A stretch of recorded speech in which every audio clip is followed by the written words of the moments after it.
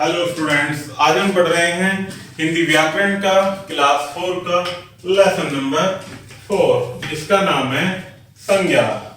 तो प्यारे बच्चों, आइए शुरू करते हैं। सबसे पहले देखते हैं संज्ञा की परिभाषा।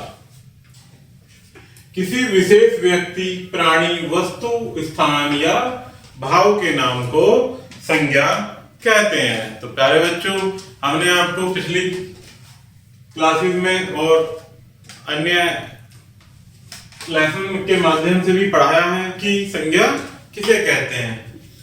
सामान्य शब्दों में यदि मैं आपको बताऊं कि संज्ञा क्या होता है प्यारे बच्चों, हमारे इर्द गिर्द, हमारे चारों तरफ जो भी निर्जीव सजीव वस्तुएं, व्यक्ति विशेष, प्राणी या भाव पर उत्पन्न होता है उसे क्या कहते हैं प्यारे बच्चों?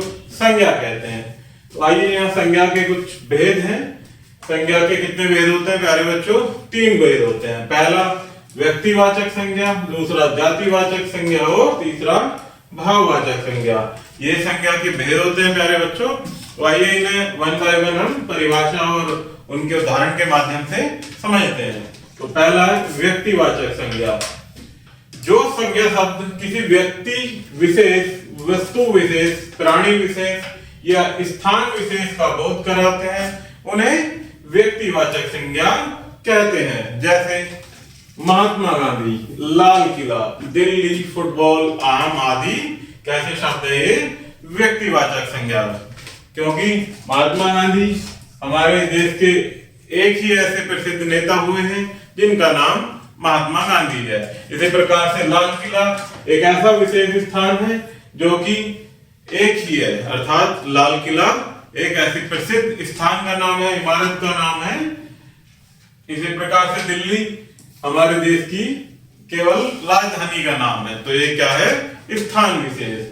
नेक्स्ट है जातिवाचक संज्ञा।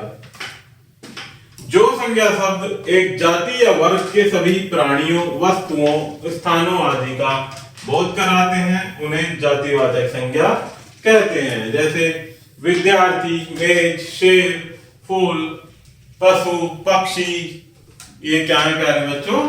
जातिवाचक संज्ञा। अर्थात वे शब्द जो किसी जाति या वर्ग के सभी प्राणियों का, स्थानों, वस्तुओं आदि का बोध कराते हैं। नेक्स्ट है भाववाचक संज्ञा। जो संज्ञा शब्द किसी के गुण, दशा, माप अथवा अवस्था, भाव आदि का बोध कराते हैं उन्हें क्या कहते हैं प्यारे बच्चों? भाववाचक संज्ञा। जैसे ममता। ममता क्या है प्यारे बच्चों? एक भाव है। बचपन अवस्था है और वीरता क्या है प्यारे बच्चों? एक गुण है। तो ये क्या है प्यारे बच्चों? भाववाचक संज्ञा के शब्द। तो इसमें कुछ शब्द दिए गए हैं प्यारे बच्चों जिनसे जातिवाचक शब्द दिए गए हैं, उनसे भाववाचक संज्ञा बनाकर दिखाई गई है। तो हम इनको पढ़ेंगे और आप इनको याद भी करेंगे।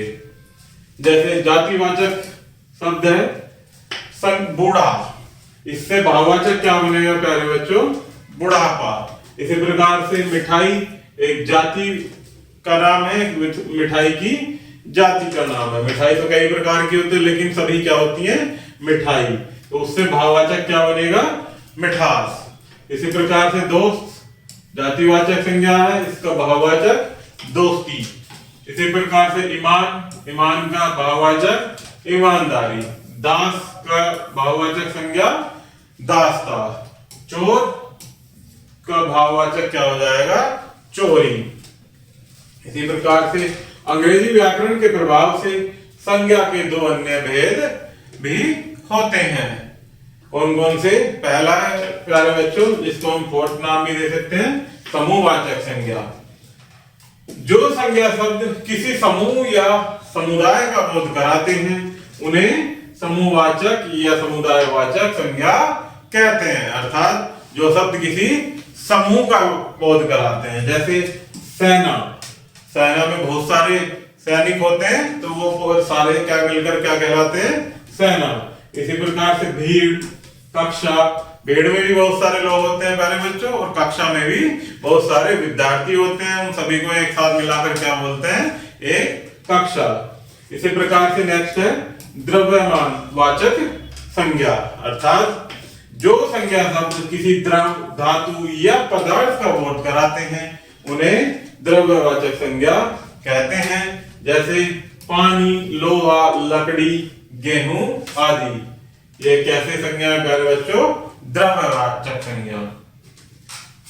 स्मरण रखें, यहाँ कुछ पॉइंट दिए हुए हैं प्यारे बच्चों, इन्हें आप याद भी रखेंगे और हम साथ मिलकर पढ़ेंगे। हिंदी व्याकरण में समूहवाचक और द्रव्यवाचक इन दोनों भेदों को जातिवाचक संज्ञा ही मानते हैं, क्योंकि ये दोनों प्रकार के नाम ही जातिवाचक ही होते हैं। भाववाचक संज्ञाओं को केवल अनुभव किया जा सकता है, इन्हें स्पर्श नहीं किया जा सकता। अर्थात जैसे बचपन है तो प्यारे बच्चों बचपन है या बुढ़ापा है, इनको क्या है? केवल अनुभव किया जा सकता है, स्पर्श नहीं किया जा सकता। तो प्यारे बच्चों ये हमारा लेसन यही समाप्त होता है। आशा करता हूं कि आपको यह वीडियो जरूर पसंद आई होगी। धन्यवाद।